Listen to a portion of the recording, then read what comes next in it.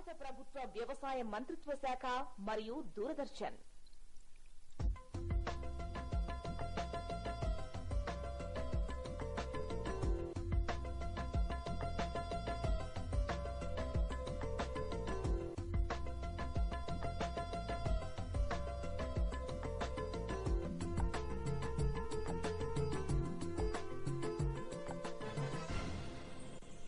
నమస్కారం.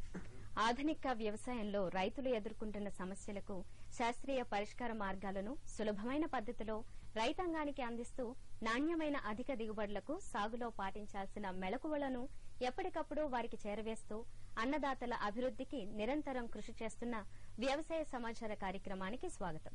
ఈనాటి కార్యక్రమంలోని ముఖ్యాంశాలు: ప్రత్తి సాగులో పాటించవలసిన మెళకువలు, మార్కెట్ సమీక్ష, మార్కెట్ ధరలు, వాతావరణ సూచనలు ఉంటాయి.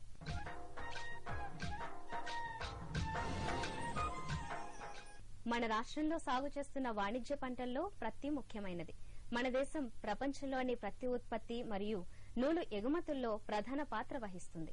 ప్రత్తి సాగులో పాటించవలసిన మెళకువలను గురించి ఇప్పుడు మనం తెలుసుకుందాం. ప్రత్తి పంటను సాగు చేయు రైతులు ఆశించిన మేర అధిక దిగుబడులు పొందాలంటే విత్తనాల ఎంపిక, విత్తన శుద్ధి, నీటి, ఎరువుల యాజమాన్యం, కలుపు నివారణ, సస్యరక్షణ వంటి మేలైన యాజమాన్య పద్ధతులు పాటించాల్సిన మెళకువలను గురించి తెలుసుకోవాల్సిన అవసరం ఎంతైనా ఉంది.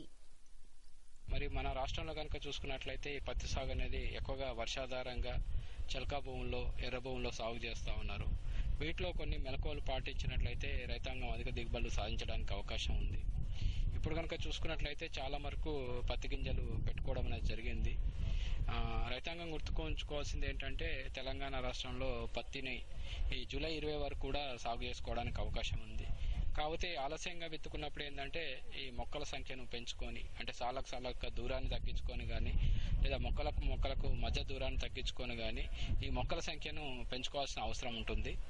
అదేవిధంగా ఈ బీటీ పత్తి వచ్చిన తర్వాత ఈ కాయదొల్చే పురుగుల సమస్య తక్కువగా ఉన్నప్పటికీ రసం పీల్చే పురుగుల సమస్య అనేది ఎక్కువగా ఉంటుంది. కాబట్టి దానికి అనుకూలంగా పంటను ఎప్పటికప్పుడు గమనించుకొని ఈ కాండానికి మన్పూత చేసుకోవడం కానీ, లేదా రోలింగ్ స్టెమ్ అప్లికేటర్ ద్వారా మోనోక్రోటోఫాస్ కానీ, ఇమిడాక్లోప్రిడ్తో కానీ ఈ స్టెమ్ అప్లికేషన్ చేసుకోవడం ద్వారా కూడా మొదటి దశలో ఆశించేటువంటి రసం పీల్చే పురుగులను నివారణ చేసుకోవచ్చు.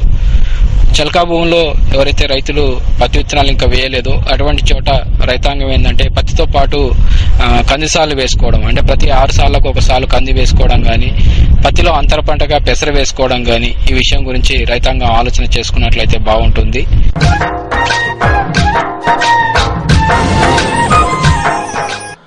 ప్రస్తుతం మన రాష్ట్రంలో సరైన సమయంలో వర్షాలు కురవడంతో అనేక మంది రైతులు తమ పంట పొలాల్లో ప్రధానంగా పత్తి, అలాగే నీటి వసతి కలిగి ఉన్న ప్రాంతాల్లో వరిని వేసుకుని సాగు చేస్తున్నారు.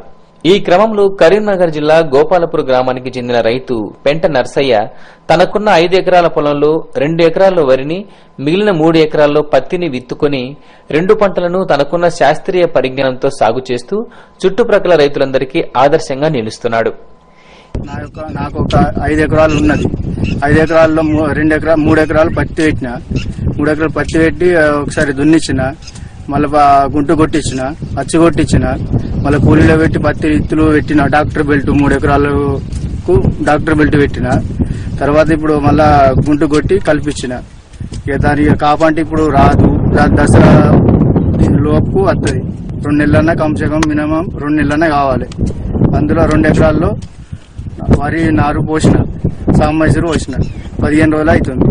కానీ ఇక మునుపు అయితే 6-5 వెళ్ళింది ఎకరాన. మరి ఇప్పుడు ముందు వర్షం పడ్డది కాబట్టి ఇక దీన్ని చెప్పరాదు. అది ఎట్లా వర్షం అందుబాటులో వర్షం కొట్టదో తెలియదు. ఆ పొలం 2 ఎకరాలు ఉన్నది, అది నారు పోసినాం కానీ ఇప్పుడు 15 రోజులు అవుతున్నది. ఇంకా దాదాపు 15 రోజులు 20 రోజులు ఒకటే దున్నియాలి. దున్నిచ్చి నాటు పెట్టాలి.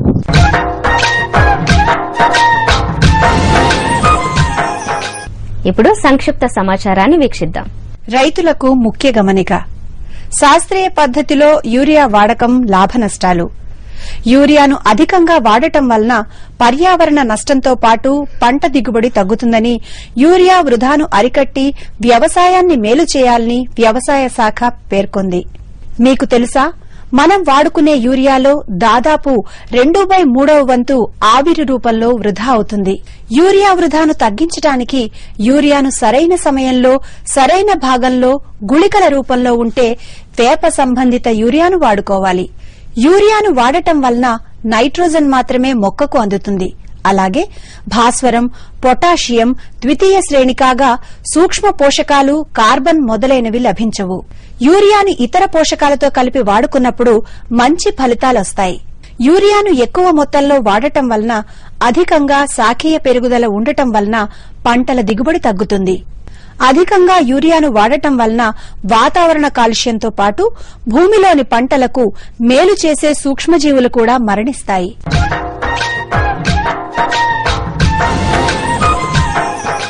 ఇంతటితో వ్యవసాయ సమాచార కార్యక్రమం సమాప్తం.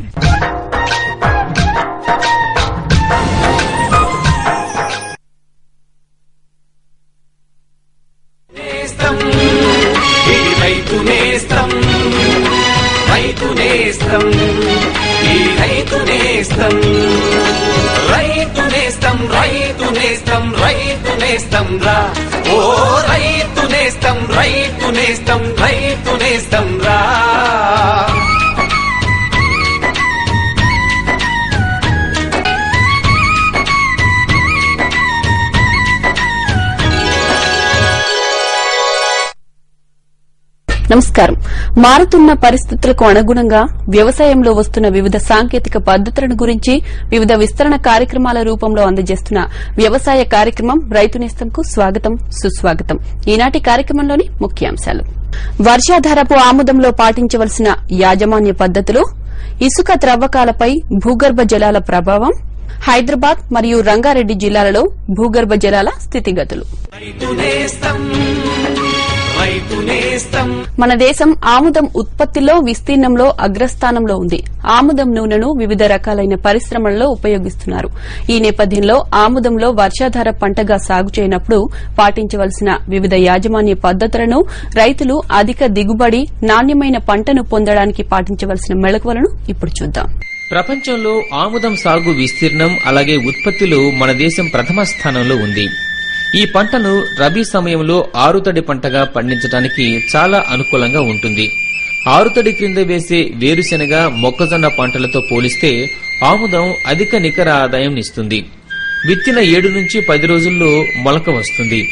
విత్తిన 15 నుంచి 20 రోజులకు కనుపుకు ఒకే మొక్క ఉండే విధంగా ఒత్తు మొక్కలను పీకివేయాలి.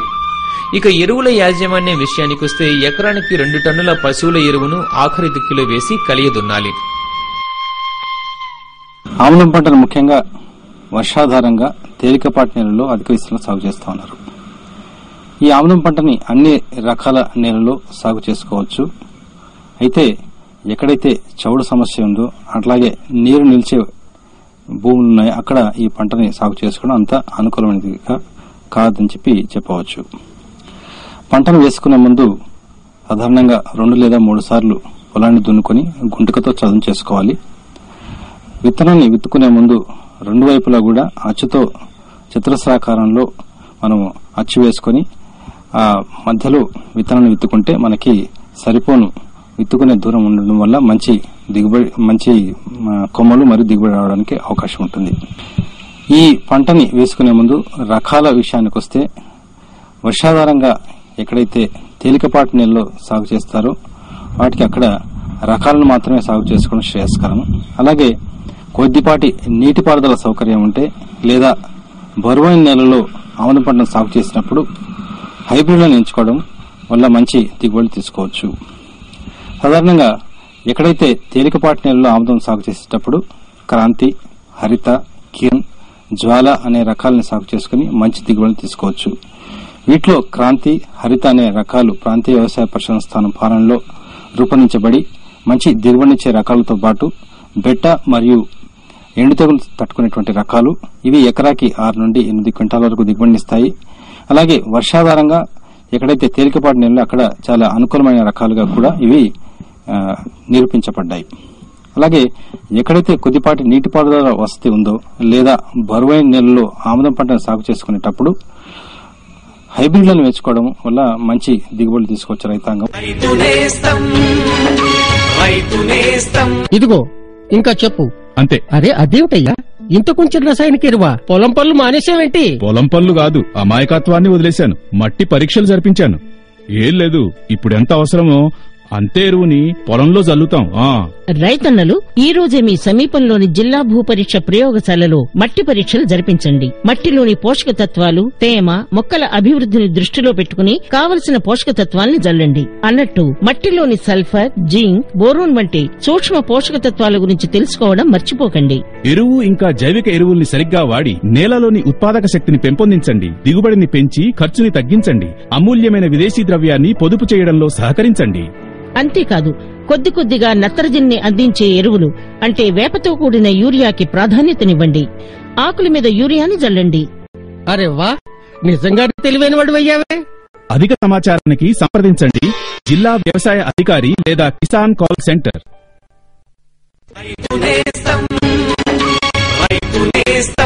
భూమి పైపొరల్లో నేలపై ఉండే ఇసుక భూగర్భ జలాలను ప్రభావితం చేస్తుంది. నేలలో ఎక్కువ ఇసుక శాతం ఉన్నట్లయితే వర్షపు నీరు భూమి లోపల పొరల్లో తొందరగా ఇంకి భూగర్భ జలాలను పెంచుతుంది. ఈ నేపథ్యంలో ఇసుక త్రవ్వకాలపై భూగర్భ జలాల ప్రభావం గురించి ఇప్పుడు చూద్దాం. నేలపై పొరలలో ఉండే ఇసుక భూమిలోని భూగర్భ జలాలను ప్రభావితం చేస్తుంది. నేలపై అధిక శాతం ఇసుక ఉన్నట్లయితే వర్షపు నీరు ఎక్కువ శాతం భూమిలోకి ఇంకిపోతుంది. బంకమన్నుతో పోల్చితే ఇసుక నేలల్లో నీటిని పట్టి ఉంచే గుణం చాలా తక్కువగా ఉంటుంది. ఇసుక నేలల్లో అధిక శాతం వర్షపు నీరు ఇంకిపోవటం వల్ల ఇది భూమి లోపలి పొరల్లోకి చేరి భూగర్భ జలాల స్థాయిని పెంచుతుంది. వరదలు వచ్చినప్పుడు భూమి మీద ఉన్న మట్టితో పాటు ఇతర పదార్థాలు కూడా వరదతో పాటు కొట్టుకుని వచ్చి నదులలో గాని, వాగులలో గాని, వంకలలో గాని డిపాజిట్ అవుతాయి. వరదలు వచ్చినప్పుడు వరద యొక్క స్పీడ్ తగ్గినప్పుడు గాని, వరదకు ఏమైనా అడ్డం వచ్చినప్పుడు గాని ఆ ప్రదేశాలలో ఈ శాండ్ డిపాజిట్ జరుగుతుంది. వాగులను, వంకలను, నదులను వాటి యొక్క డ్రైనేజీని బట్టి వివిధ రకాలుగా విభజించినారు. 5 రకాలుగా విభజించినారు. 1 వార్డరు, 2వ వార్డరు, 3వ వార్డర్లో ఇసుక తక్కువ మందంతో కొద్దిగా ఏర్పడుతుంది. 5వ ఆర్డరు, 4వ ఆర్డర్ అయినటువంటి మంజీరా, కృష్ణా, గోదావరి నదులలో ఇసుక ఎక్కువ మందంతో ఎక్కువ మొత్తంలో లభ్యమగును. 2-3 వాగుల ఎమ్మటి ఉన్న గ్రామాల ప్రజలు వాళ్ళ అవసరాల నిమిత్తము ఆ వాగులలో లభించే ఇసుకను వాడుకుంటారు. అదే 4-5 నదులలో లభ్యమగు ఇసుకను తవ్వకాలు జరిపి ఇతర ప్రాంతాలకు కూడా తరలిస్తారు. నదులలో, వాగులలో ఇసుక ఉండటం వల్ల వరదలు వచ్చినప్పుడు ఆ నీరు మొత్తము ఇసుకలోనికి ఇంకి వాటి రన్నాఫ్ తగ్గుతుంది. ఇసుకలో ఇంకటం వలన భూగర్భ జలాల మట్టాలు, ఆ ప్రదేశంలో ఉన్న భూగర్భ జల పరిస్థితులు మెరుగ్గా ఉంటాయి. నదులలో, వాగుల్లో ఉన్న బేస్ ఫ్లో వలన గ్రౌండ్ వాటర్ ఎప్పుడు రీఛార్జ్ జరుగుతున్నది. అందువలన అక్కడ వాటర్ లెవెల్స్ ఇంప్రూవ్ అయ్యి గ్రౌండ్ వాటర్ పరిస్థితి మెరుగ్గా ఉంటుంది. ఇసుక తవ్వకాలు రూల్స్కి వ్యతిరేకంగా జరిపినప్పుడు గ్రౌండ్ వాటర్ మీద కంపల్సరిగా ఎఫెక్ట్ ఉంటుంది. సపోజ్ ఒక వాగుల్లో కానీ, నదుల్లో కానీ మొత్తము లభ్యమగు ఇసుక మొత్తం తీసినచో వరదలు వచ్చినప్పుడు ఆ నీరు కూడా మొత్తం ప్రవాహంలో కిందికి వెళ్ళిపోతుంది. ఆ నదుల్లో ఓన్లీ బేస్మెంట్ రాళ్ళు, రప్పలు కనపడతాయి. అందువలన గ్రౌండ్ వాటర్ రీఛార్జ్ కూడా జరగదు. బేస్ ఫ్లో మొత్తంగా తగ్గి గ్రౌండ్ వాటర్ రీఛార్జ్ మొత్తం కూడా తగ్గిపోతుంది.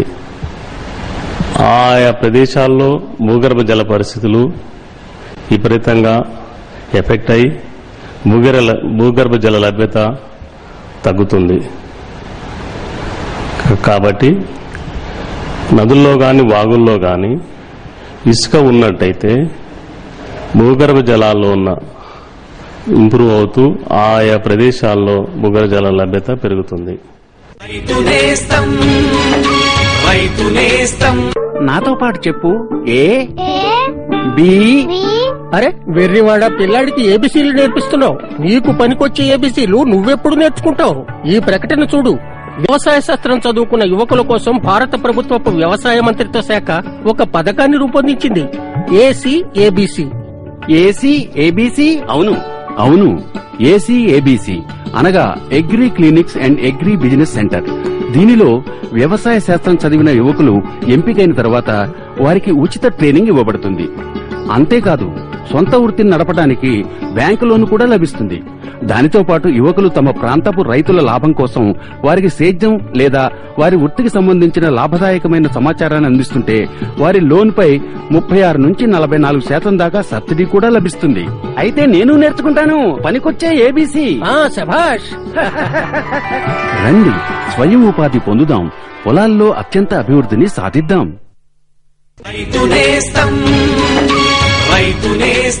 హైదరాబాద్ మరియు రంగారెడ్డి జిల్లాల్లో ప్రస్తుత పరిస్థితుల్లో భూగర్భ జలాలు పూర్తిగా అడుగంటిపోయాయి.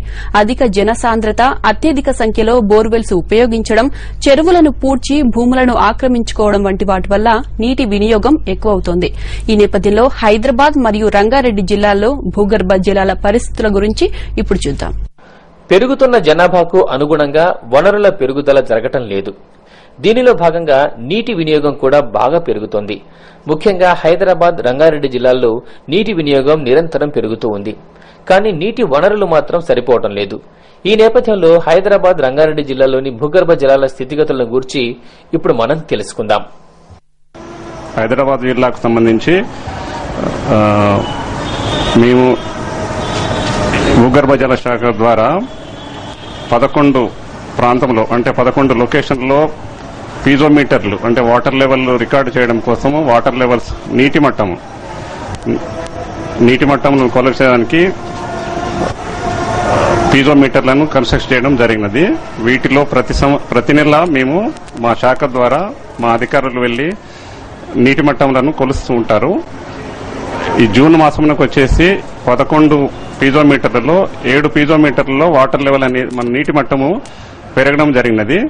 ఒక 4 లొకేషన్లలో అంటే ప్రాంతంలో నీటి మట్టము పోయిన నెల మాదిరిగానే అంటే మే నెల మాసంతో పోల్చుకున్నట్టయితే పెద్దగా మార్పు లేకుండా ఉంది. ఈ 7 పీజోమీటర్లో నీటి మట్టములు పెరగడానికి ముఖ్య కారణము మామూలుగా ఈ ప్రతి సంవత్సరము జూన్ మాసం నందు మనకి వర్షపాతం అనేది ఈ సంవత్సరం మనకు ఒక 45.3 mm ఎక్కువగా వర్షపాతం నమోదు కావడం జరిగినది హైదరాబాద్ ప్రాంతంలో. కాబట్టి ఆ 7 లొకేషన్లలో మనకి వాటర్ లెవెల్ నీటి కొలతలన్నింటివి పెరగడం జరిగినది. ఈ పోయిన మే నెలతో పోల్చుకుంటే మనకి యావరేజ్ వాటర్ లెవెల్ అనేది 3 మీటర్ల వరకు పెరగడం జరిగినది. టోటల్ గా యావరేజ్ వాటర్ లెవెల్ అనేది మనకు హైదరాబాద్ ప్రాంతంలో ముఖ్యంగా మన బహదూర్పుర, నాంపల్లి ఇట్లాంటి ఏరియాలలో మనకి వాటర్ లెవెల్ అనే నీటి కొలతలు మనకి చాలా మంచి పరిస్థితిని కనబరుస్తున్నవి. మారేడుపల్లి తర్వాత మనకి హైయెస్ట్ ప్లేస్ జూబ్లీ హిల్స్ అట్లాంటి ఏరియాలో, సంజీవ్ రెడ్డి నగర్ ఏరియాలో నీటి కొలతలు మరి 20 మీటర్స్ అంటే 20 మీటర్ల వరకు కూడా మనకి లోపలికి వెళ్లడం జరిగినది మే మాసంలో. కాబట్టి మనకి ఈ హైదరాబాద్ లో వాటర్ లెవెల్స్ మనము నీటి కొలతలను మనము భూగర్భ జలాలను కాపాడుకోవాలంటే మనము కొన్ని విషయాలను మనము చర్చించుకోవాలి. ముఖ్యంగా ఈ వర్షాలు పడిన రోజులలో నీటిని మనము ఆర్టిఫిషియల్ రీఛార్జ్ అంటే కృత్రిమంగా వాన నీటిని రీఛార్జ్ గుంటల ద్వారా మనము సిటీల్లో ఇంకింపజేసుకున్నట్టయితే మనకి భూగర్భ జలాలు పెంపొందించుకోవడానికి అవకాశం ఉంటుంది. అందుకు ప్రతి ఒక్కరూ అంటే ప్రతి గృహము నందు ఈ ఆర్టిఫిషియల్ రీఛార్జ్ స్ట్రక్చర్ అనేది తప్పనిసరిగా కట్టుకోవాలి. అది మన ప్రభుత్వం యొక్క ఉద్దేశం కూడా మున్సిపల్ అడ్మినిస్ట్రేషన్ ద్వారా మనకి అది కంపల్సరీ అనేది ఒకటి ఉంది. దాన్ని ప్రతి సంవత్సరం కట్టుకున్న తర్వాత కూడా మెయింటెనెన్స్ అనేది మనము చెత్తా చెదారం లేకుండా మనం గ్రావెల్, ఇసుక ఆర్టిఫిషియల్ గా రీఛార్జ్ స్ట్రక్చర్ కడుతుంటాం కాబట్టి దాన్ని ప్రతి సంవత్సరం వర్షాల ముందు దాన్ని క్లీన్ చేసుకోవడము, కరెక్ట్ గా మెయింటైన్ చేయడం జరగాలి. తర్వాత కృత్రిమంగా మనం రీఛార్జ్ చేసుకోవడమే కాకుండా మనం ప్రస్తుతం వాడేటువంటి నీళ్లను కూడా జాగ్రత్తగా భూగర్భ జలాలు ఎక్కువ వాడకుండా, అంటే దుబారా చేయకుండా, అంటే మనము వ్యర్థం చేయకుండా అతి తక్కువ వాటర్తో, ఎంత వాటర్తో అయితే మనం పనులు చేయగలుగుతామో అంత వాటర్తో చేసుకుని భూగర్భ జలాలను మనము కాపాడుకుంటే మన ముందు తరాల వారికి కానీ, మనకి ముందు ఈ సంవత్సరం నెక్స్ట్ మనకి వర్షాకాలం అనేది 2-3 నెలలే మనకు వర్షాలు ఉంటాయి కాబట్టి ఈ కాలంలో ఈ ప్రాంతంలో మనకు రీఛార్జ్ అనేది కూడా తక్కువ కాబట్టి అతి తక్కువగా మనము గ్రౌండ్ వాటర్ ని వాడుకుంటూ వాటిని జలాలను మనం ముందుకు ఉపయోగానికి ఉంచుకోవాలని కోరటం జరుగుతుంది.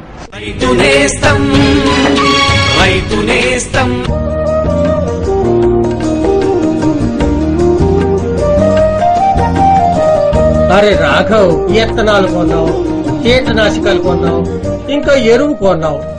వీటన్నిటికీ డబ్బు ఎక్కడి నుంచి వచ్చింది? గోపాల్, ఇప్పుడు డబ్బు గురించి ఎందుకురా దిగులు? నా దగ్గర ఇప్పుడు కిసాన్ క్రెడిట్ కార్డు ఉంది. కార్డా? ఇదేమిటి? ఏంటా, ఇది బ్యాంకు నుండి దొరుకుతుంది. ఈ కార్డుతో ఒక పరిమితి వరకు మన పొలానికి ఏమేం సామాన్లు కావాలో ఇవన్నీ కొనొచ్చు. అట్టగా నాకు కూడా ఒక కార్డు ఇప్పించు. తగే సమీపంలోని బ్యాంకుకు వెళ్ళు, కార్డు తీసుకో, ఇంకా బోలెడు లాభాన్ని పొందు. వ్యవసాయ రంగానికి అనుబంధంగా పాడి పరిశ్రమ అనాదిగా వస్తోంది. ఈ పాడి పరిశ్రమ నేడు క్షీర విప్లవానికి దారితీస్తోంది. పాడి సంతతి వృద్ధి చెందించడానికి అనేక ప్రవర్తనా మార్గాలను అన్వేషించింది. దీనిలో భాగంగా అధిక పాల ఉత్పత్తులను పెంపొందించడానికి సంకరజాతి ఆవులను రూపకల్పన చేశారు. ఈ ఆవులు పాల దిగుబడిని పెంచుటలో ప్రధానం. మేత వినియోగం తక్కువగా ఉండి అధిక పాల దిగుబడులను పొందవచ్చు. నేడు సన్న, చిన్నకారు రైతులకు, నిరుద్యోగ యువతకి ఈ పాడి పరిశ్రమ ఓ చక్కని ఆర్థిక మార్గం మరియు జీవనోపాధి కూడా కల్పించబడుతోంది. అధిక పాడి ఉత్పత్తికి ఏ రకమైన సంకరజాతి ఆవులను ఎంపిక చేసుకోవాలో పశువైద్య కళాశాలలో ప్రొఫెసర్ అండ్ హెడ్ గా పనిచేస్తున్న డాక్టర్ టి రఘునందన్ గారి మాటల్లో తెలుసుకుందాం. మన రాష్ట్రంలో పాల ఉత్పత్తి అధికంగా ఉంది. మరి ఈ పాలకి కూడా బాగా డిమాండ్, గిరాకీ కూడా ఎక్కువగా ఉంది. కాబట్టి ఈ పాలకున్న డిమాండ్ ని బట్టి చాలా మంది రైతులు గాని, మరి యువకులు ఈ డైరీ ఫారాలను పెట్టడం కోసం, అంటే పాల ఉత్పత్తిని వృత్తిగా చేపట్టడం కోసం ఎంతో మంది ఆసక్తిగా చూపెడుతున్నారు. అయితే డైరీ ఫారాలు పెట్టాలనుకుంటే మరి గేదెలు గాని, ఆవులతో గాని ఈ డైరీ ఫారాలను ప్రారంభించుకోవచ్చు. అయితే పాల ఉత్పత్తి చేయాలనుకున్నప్పుడు అంటే పాలలో ఉన్న వెన్న శాతానికి కూడా చాలా ప్రాముఖ్యత ఉంటుంది. మరి గేదె పాలలో అయితే పాలలో వెన్న శాతము 7 నుంచి 9 వరకు ఉంటుంది.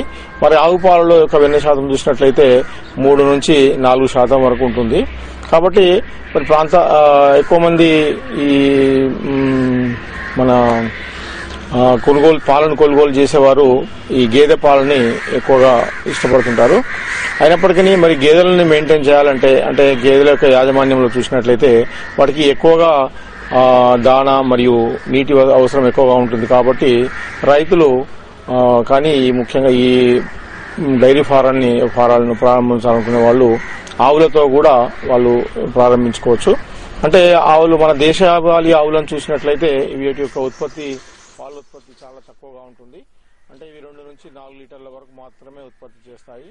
అలా కాకుండా విదేశీ సంకరజాతి ఆవులను, లేకుంటే విదేశీ జాతి ఆవులైన ఈ జెర్సీ ఆవులు గాని, అంటే ఎక్కువ ముదురు గోధుమ రంగులో ఉంటాయి. అవే కాకుండా హాల్స్టైన్ ఫ్రీజియన్, ఇవి నలుపు తెలుపు రంగులో ఉంటాయి. ఇలాంటి ఆవుల యొక్క వాటి ఆవులను అంటే ఈ విదేశీ జాతి ఆవులను కనుక ఈ లోకల్ ఆవులతో క్రాస్ చేసి, అంటే వాటి నుంచి వచ్చిన సంకరజాతి ఆవులను పెంచుకున్నట్లయితే మనకు పాల ఉత్పత్తి ఎక్కువగా ఉంటుంది. మనము విదేశీ ఆవుల్లో ముఖ్యంగా ఇంతకుముందు చెప్పుకున్నట్లుగా జెర్సీ ఈ జాతి ఆవులు ముదురు గోధుమ రంగులో ఉండి ఇవి రోజుకి 8 నుంచి 10 నుంచి 15 లీటర్ల పాల వరకు కూడా ఉత్పత్తి చేస్తుంటాయి. ఈ ఆవులు చిన్న సైజులో ఉండి మన యొక్క ఈ వాతావరణ పరిస్థితులకు తట్టుకుంటాయి ఎక్కువగా. కాబట్టి వీటి యొక్క శరీర పరిమాణం తక్కువగా ఉండడం వల్ల వాటి యొక్క శరీరానికి కావాల్సిన తక్కువ గడ్డి కూడా తక్కువగా ఉంటుంది. అంతేకాకుండా వాటి యొక్క పాల ఉత్పత్తిని బట్టి రైతులు కనుక వాటికి ఈ పచ్చి పశుగ్రాసాలను మరియు దానాన్ని కనుక పెట్టినట్లయితే వాటిలో పాల ఉత్పత్తిని రోజు రోజుకి పెంచుతూ అవి సుమారుగా 10 నుంచి 12 లీటర్ల వరకు కూడా ఉత్పత్తి చేసుకోవచ్చు. రేపు ప్రసారమయ్యే రైతు నేస్తం కార్యక్రమ విశేషాలు ఇప్పుడు చూద్దాం. Phone in live program BT ప్రత్తి సాగు మెళకువలు అనే అంశంపై డాక్టర్ ఏఆర్ సుదర్శనం ప్రధాన శాస్త్రవేత్త రైతుల ప్రశ్నలకు నేరుగా సమాధానాలిస్తారు.